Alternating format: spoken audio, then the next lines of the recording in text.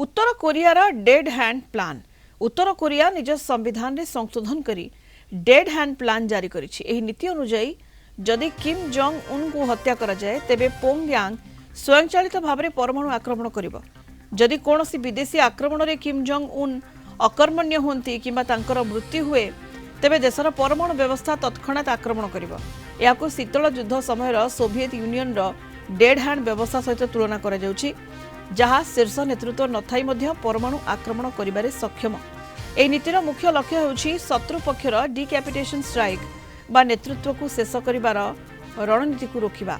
Kim Jong Un को मारिले मध्य परमाणु विपद टळिबो नाही बोली एही नीति अनुसार उत्तर कोरिया विश्व को चेतावनी देउछि। ईरान रो शीर्ष अधिकारी हत्या भली घटना को देखि उत्तर कोरिया निजर सुरक्षा पई एभली कठोर पदक्षेप नैथिबा चर्चा हेउछि। तेबे नीति जोगु अघटन बसतः बा भूल बुझाबणा कारणरू परमाणु युद्ध हेबार आशंका बढ़ी जाइछि।